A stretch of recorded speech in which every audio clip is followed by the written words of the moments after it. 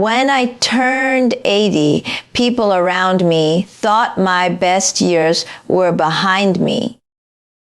They would say things like, "Now it's time to slow down," or "You should just relax and take it easy." But I learned something powerful in these years that no one told me in my 30s, 40s, or even 60s life. After 80 can be a time of extraordinary self-discovery.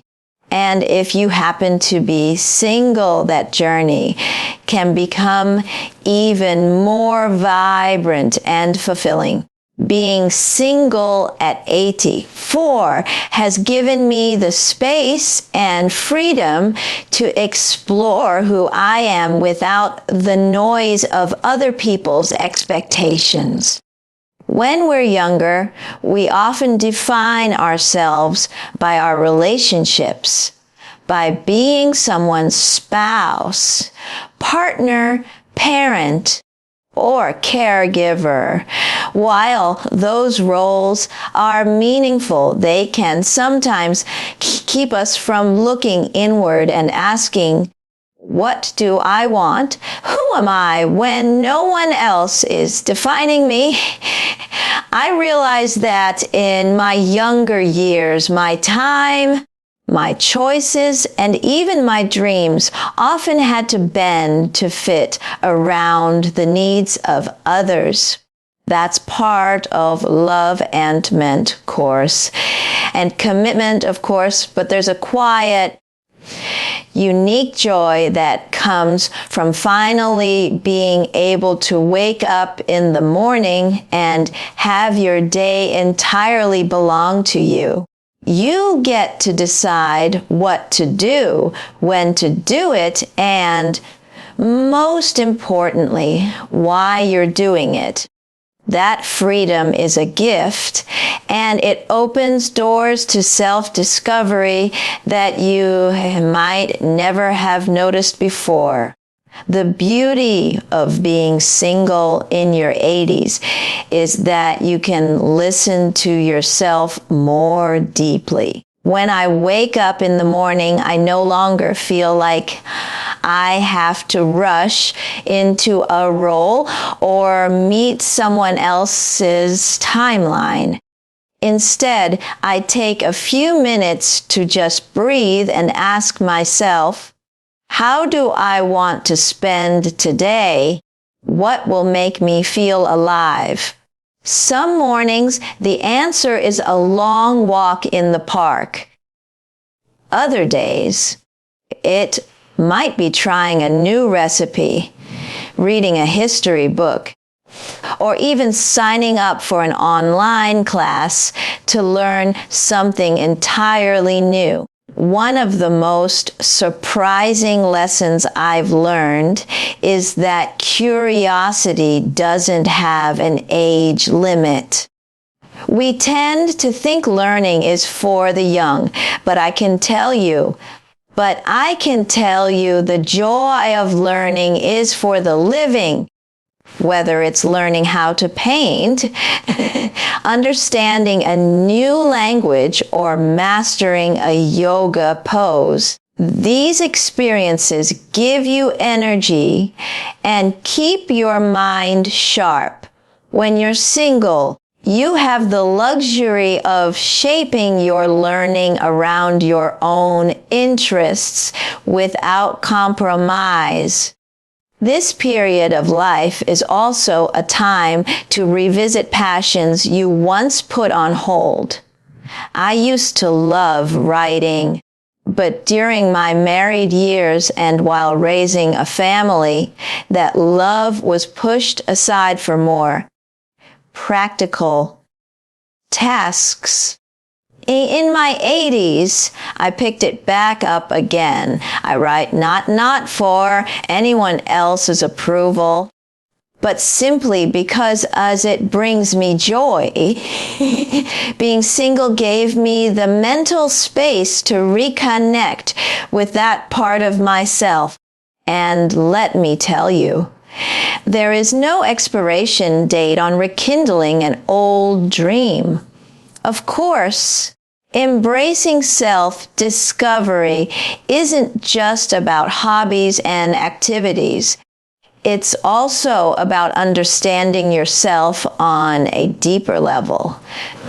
When you spend more time alone, you begin to see patterns in your thoughts, feelings, and behaviors.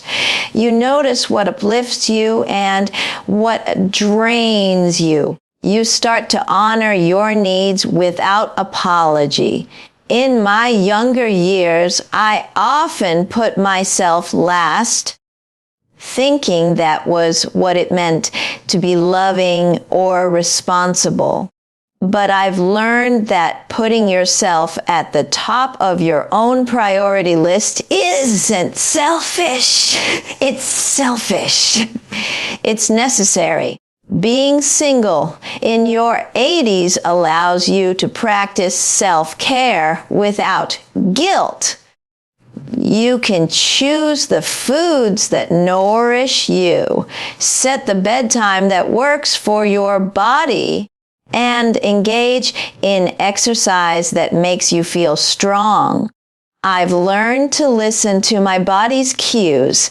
I've learned to word these cues, not to push it to exhaustion, but to give it the movement, rest, and nutrition it needs. This is part of self-discovery, to recognizing that your body is your lifelong home, worlds, and treating it with respect is one of the greatest acts of self-love you can offer. Another beautiful aspect of this stage of life is that you can try things without worrying so much about failure. When you're young, failure can feel like a threat to your identity or your future. But when I am in your 80s, you've lived enough to know that failure is just part of the process. Want to try dancing lessons? Go ahead. Want to start a small garden, even if the first plants don't survive? Try it anyway. This freedom from fear is liberating, and it makes self-discovery playful rather than pressured. There's also something to be said for the quiet moments. In my 80s, I've learned the value of simply sitting with my thoughts, of being comfortable in my own company. When you are single, these quiet spaces become opportunities for reflection, gratitude, and even spiritual growth. I've discovered that I enjoy my own sense of humor, that I can make myself laugh, and that I can find peace just by watching the sunrise with a cup of tea in hand. People sometimes ask me, "Don't you get lonely?" And I tell them this, there's a difference between loneliness and solitude. Loneliness is a feeling of lack, of wishing for something or someone to fill a gap. Solitude, on the other hand, is fullness. It's the choice to be with yourself and enjoy your own presence. Self-discovery thrives in solitude because you can hear the voice inside you more clearly without outside distractions. And here's the truth. When you know yourself deeply, you also connect more genuinely with others. I've found that my friendships in my 80s are richer because they're not built on need or dependence, but on mutual joy and respect. When you're single and self-assured, you choose relationships that enhance your life rather than ones that define it. So, to anyone who's stepping into the end of their 80s single, I say this: you are not entering a time of limitation, but of expansion. You are stepping into a chapter where you can explore, create, learn, and simply be in ways you might never have allowed yourself before. Your life is still a canvas, and you hold the brush. And the beauty is you no longer have to ask anyone else which colors you should use. Self-discovery is not reserved for the young. It's not even reserved for the middle-aged. It's for the willing, for the curious, for those who believe that as long as we are breathing, there is more to know about ourselves. And being single in your 80s, heirs, old, and I am the world's. That's not a limitation. It's a powerful invitation to know yourself more fully than you ever have before. So embrace this time. Say yes to new experiences, yes to old dreams, yes to learning, and yes to yourself. After all, the greatest relationship you will ever have is the one you build with the person you see in the mirror each morning. When I was younger, I used to think that health was something you either had or didn't have, something that was mostly determined by luck, age, and circumstance. But in my 80s, I've learned something far more empowering. Health is a daily choice, and one that is much easier to make when you are single and in control of your own time, routines, and priorities. At 84, I've found that being single after 80 has actually made it simpler to stay healthy, not harder. Why? Because I get to create a lifestyle that truly works for me without having to negotiate or compromise with someone else's habits, preferences, or schedules. When you are sharing life with someone, especially in later years, you often find yourself adjusting your routines to fit theirs. You eat when they want to eat. You cook what they like. You go to bed when they feel tired. Even the smallest differences, like their love for late night television or their preference for heavier meals, can quietly nudge you away from your healthiest rhythm. But when you're single, you have the privilege of designing every aspect of your day with your own health in mind. And that's not selfish. That's smart. For me, mornings are sacred. I wake up early, not because I have to, but because my body feels best when I greet the day with movement. I stretch, I breathe, and I often take a slow walk before breakfast. This isn't rushed. I'm not hurrying to make coffee for someone else or to match anyone's pace. My walk is my time, a time to get my blood flowing, my muscles warm, and my mind ready for whatever comes next. That gentle autonomy is a gift that allows me to listen to my body and give it exactly what it needs.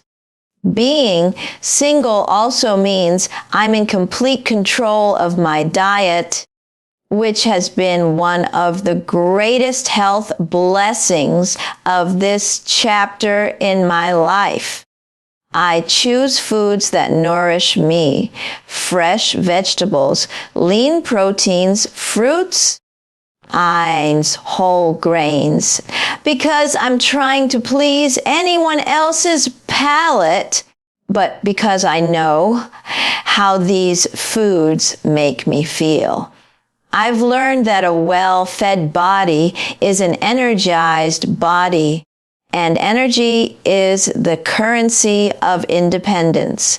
When you're 80, for every ounce of strength and vitality you can preserve matters. Another thing I've discovered is that health is not just about avoiding illness. It's about building strength, endurance, and flexibility so you can live with confidence. And yes, it is possible to do all of that well into your 80s. I still train my body.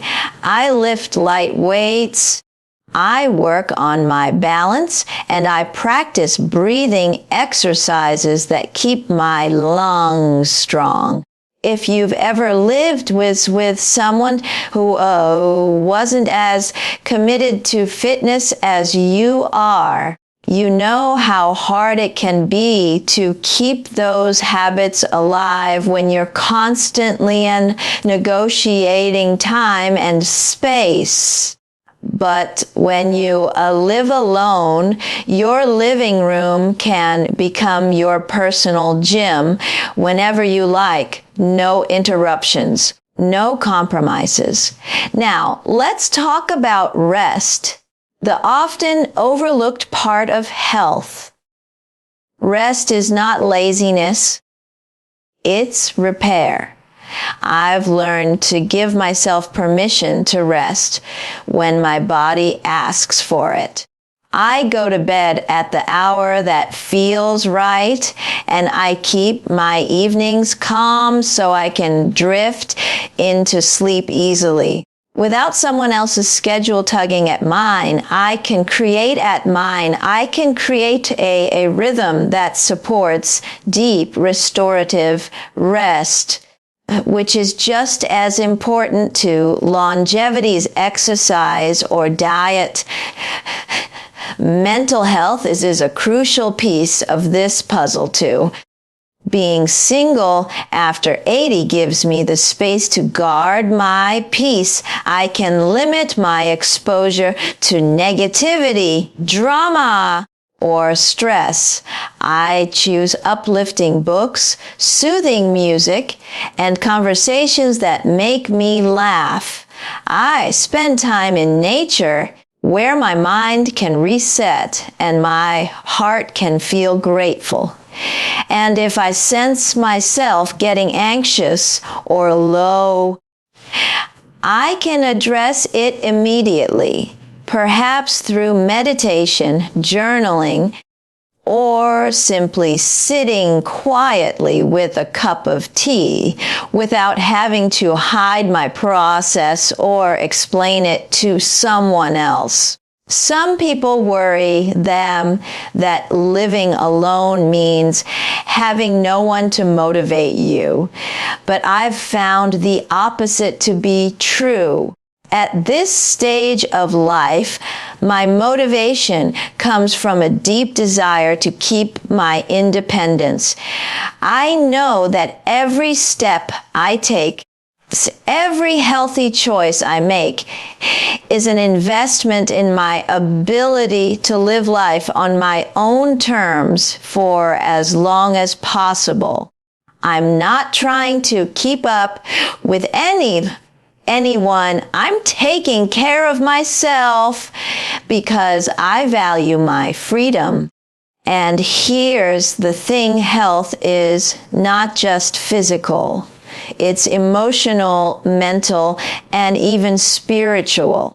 When you're single, you can nurture all of these areas without compromise. If I want to spend the afternoon in prayer, reflection, or simply sitting by the window watching the birds, I can. If I want to spend the morning listening to an inspiring talk, and I want inspiring talk or learning something new about nutrition, I have the time. That balance between body, mind, and spirit is what keeps me feeling whole. It's also worth mentioning that being single allows you to be more responsive to your body's needs in real time. If I feel like I need an extra long stretch session one day, I can take it. If I want to eat something light for dinner because I had a bigger lunch, I can do that without worrying that someone else might be disappointed. This kind of flexibility may seem small, but over time, it adds up to a healthier, more sustainable way of living. Finally, there's an important truth I want to share. Health after 80 is not about chasing youth. It's about cherishing the body you have and giving it what it needs to thrive in this chapter of life. Being single has made that easier for me because I am the only one steering the ship. I'm not adjusting my sails for someone else's journey. I'm charting my own course, and it's one that keeps my health at the very center. So yes, at 84, I can say with full conviction that being single after 80 is not a disadvantage when it comes to health. In fact, it's an advantage because you are free to prioritize yourself in the best way possible. You are free to design a lifestyle that supports your energy, your strength, and your joy. And when you do that, you're not just adding years to your life. You're adding life to your years. When I think about the greatest gift that comes with being single after 80, it is the freedom to live life on my own terms. At 84, I wake up every morning knowing that my day is mine every hour, every decision, every choice belongs to me. That's not something I take for granted. It's something I treasure because I've lived enough years to understand how rare it is to truly own your time. When you are single, you don't have to shape your life around someone else's habits or needs. You have the power to design your days in a way that reflects who you are, what you value, and how you want to feel. Freedom is a word people use lightly, but when you've lived decades in partnership or in service to others, raising children, caring for family, or managing a shared household, freedom takes on a whole new meaning. It's not about doing whatever you please without responsibility. It's about having the room to make choices that align with your deepest desires. When you're single after 80, you can finally listen to the quiet voice inside that says, "This is how I want to live," and you can actually follow it. For me, this freedom means I can follow my natural rhythms without guilt or explanation. If I want to wake up at 5 in the morning to take a walk while the air is still cool and the world is still quiet, I can. If I feel like sleeping in until the sun is high, I can do that too. My mornings aren't dictated by someone else's alarm clock or breakfast preferences. They are shaped entirely by what feels right for me that day. It also means I can make spontaneous choices without negotiation. If a friend calls and says, "Let's go to the museum this afternoon," I can say yes without checking with anyone. If I want to spend the whole day at home reading a good book, I can do that without someone wondering why I'm wasting the day. I'm not bound by anyone else's schedule, and that allows me to fully enjoy the moments I choose. Travel is another place where freedom shines. In my earlier years, trips had to be planned with a partner's preferences in mind. Where would they want to go? What could they afford? What would keep them comfortable? Now I can decide on a whim to visit a new city or spend a weekend by the ocean. I can take the slow, scenic route or the quick flight. I can plan an itinerary that matches my pace, not too rushed, not too slow, just right for me. There is something incredibly liberating about moving through the world without compromise. Even the small, daily freedoms matter more than people realize. I can eat when I'm hungry, not when someone else is ready for a meal. I can watch the shows I enjoy without feeling like I'm hogging the television. I can play music in the house as loud or as soft as I like. I can decorate my space exactly how I want, choosing colors, scents, and arrangements that make me feel at peace. These may sound like little things, but together they create an environment where I feel fully at home and fully myself. Another part of living life on my own terms is protecting my energy. At this stage of life, I am careful about where I invest my time and attention. I don't have to engage in conversations that drain me or activities that don't bring joy. I can say no without guilt. I can choose to spend more time with people who uplift me and less time with those who don't. That kind of boundary setting is easier when you're single because you're not balancing your needs against someone else's social obligations or relationships. This freedom also gives me the space to keep learning and growing. I can take classes that interest me, join clubs that match my passions, and explore new hobbies without worrying whether someone else will find them boring or impractical. If I want to learn photography, I can buy a camera and start taking pictures tomorrow. If I decide I want to try Tai Chi, I can sign up for a class without needing anyone's approval. I'm not limited by someone else's lack of enthusiasm or fear of change. The beauty of living on your own terms is that you can honor both your adventurous side and your need for rest.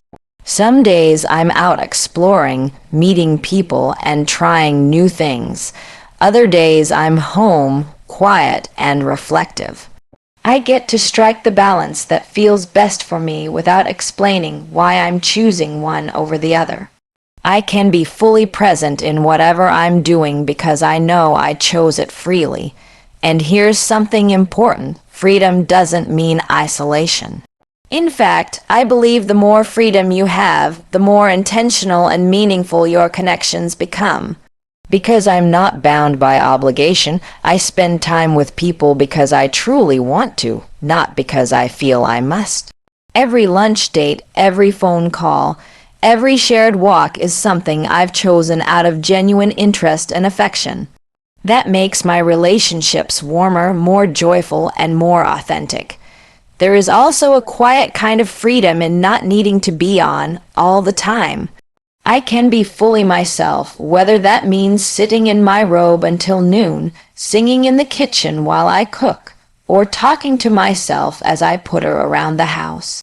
I don't have to worry about being judged or misunderstood. There's a deep comfort in knowing you can live exactly as you wish without the pressure to perform or please. Living life on my own terms after 80 has also taught me self-reliance in a way that feels empowering, not burdensome. I make my own decisions, solve my own problems, and handle my own needs. That doesn't mean I never ask for help, but it does mean I know I'm capable. And that capability brings peace of mind. I trust myself to create a life that works for me, and that's a kind of security no one else can give. At this stage of life, time feels precious. I no longer want to spend it on things that don't matter to me. Being single gives me the clarity and control to align my days with what brings me joy, fulfillment, and purpose. I can fill my life with moments that make me smile, activities that challenge me, and experiences that remind me I'm still very much alive. So yes, at 84, I can say with certainty that living on your own terms is one of the greatest gifts of being single after 80. It's not about rejecting companionship, it's about embracing the rare opportunity to live a life that's fully yours. And when your days belong to you, they have a way of feeling more vibrant, more peaceful, and more worth living. One of the most valuable lessons I've learned in my 80s is that being single doesn't have to mean being alone. In fact, I've found that these years have given me the wisdom and perspective to build a support network that is more joyful, uplifting, and nurturing than anything I've had before. At 84, I choose who I spend my time with, and I surround myself with people who bring light, laughter, and genuine care into my life. This is one of the greatest advantages of being single after 80, the ability to be intentional about your relationships. When we are younger, our social circles often form out of circumstance. We become close to neighbors, coworkers, or other parents because our lives naturally intersect. There's nothing wrong with that, but those relationships can sometimes carry a mix of positive and negative energy. As we get older, we have the opportunity, and I would even say the responsibility, to curate our circle more carefully. Being single makes this easier because I'm not tied to someone else's friendships, social obligations, or family dynamics. I can choose the people who truly nourish my spirit. For me, that means seeking out people who are kind, optimistic, and encouraging. I look for friends who understand the value of laughter, who can talk about dreams as easily as they can talk about everyday life, and who see aging not as a decline, but as a new chapter to be embraced. These are the people who inspire me to keep learning, to stay active, and to continue finding beauty in small things. And when I spend time with them, I feel energized rather than drained. Community plays a big role in this as well. Over the years, I've connected with local walking groups, senior fitness classes, and volunteer organizations. These activities keep me engaged and give me a sense of belonging. They also give me the joy of meeting new people who share my interests and values. It's never too late to make a new friend, and the conversations I've had with people I've met in my 80s have been some of the richest of my life. We talk about books, travel, faith, health, and sometimes we just share a cup of tea and laugh about the silliest things. One thing I love about building a support network at this age is that the relationships are based on choice, not obligation. We're not networking for career advancement. We're not maintaining friendships just because they're expected. We spend time together because we genuinely enjoy each other's company. That makes these connections more authentic, and authenticity is something I value deeply now. I also find great joy in intergenerational friendships. Some of my dearest friends are decades younger than I am. They bring fresh ideas, new perspectives, and a kind of energy that is contagious. In return, I share my experiences and life lessons with them, and I can see how much they appreciate hearing from someone who has lived through so many chapters. These exchanges keep me feeling connected to the wider world, not just to my own age group. Being single also allows me to offer support to others without overextending myself. When I was married, My time and energy were often divided between my partner's needs and my own. Now I can choose to help a friend, visit a neighbor, or volunteer without feeling stretched too thin. And giving in this way is one of the most rewarding things I do. It deepens my sense of purpose and strengthens the bonds I have with those around me. Of course, part of building a joyful support network is knowing when to step back from relationships that no longer serve you. At this age, I'm not interested in spending time with people who are consistently negative, critical, or draining. I've learned that it's okay to let go of connections that don't align with the life I want to live. When you're single, you have more freedom to make those decisions without having to consider how it might affect a partner's social life. That's not about shutting people out, it's about protecting your peace. Another thing I've realized is that my support network isn't just made up of people I see regularly. It includes phone friends I speak to every few weeks, online communities that share my interests, and even acquaintances who I may only see occasionally but who always lift my spirits. Every interaction matters. Every conversation has the potential to brighten a day. And because I'm single, I have the flexibility to nurture these connections in ways that feel natural to me, whether that means inviting someone over for lunch, sending a handwritten letter, or simply checking in with a quick message. I've also learned that joy in relationships often comes from shared experiences. That's why I make it a point to create moments with my friends, cooking together, walking together, attending events together. These shared experiences not only strengthen our bond, but also create memories that we can carry with us. At this stage of life, those memories are priceless. And here's something important. A joyful support network is a two-way street. It's not just about what I receive from others, it's about what I give back. I listen, encourage, celebrate their successes, and offer comfort in their struggles. I want my friends to know they can count on me just as much as I can count on them, that reciprocity builds trust and keeps our relationship strong. Being single after 80 has given me the space to focus on these connections in a way that feels intentional and meaningful. I'm not rushing through conversations. I'm not distracted by household disagreements or conflicting schedules.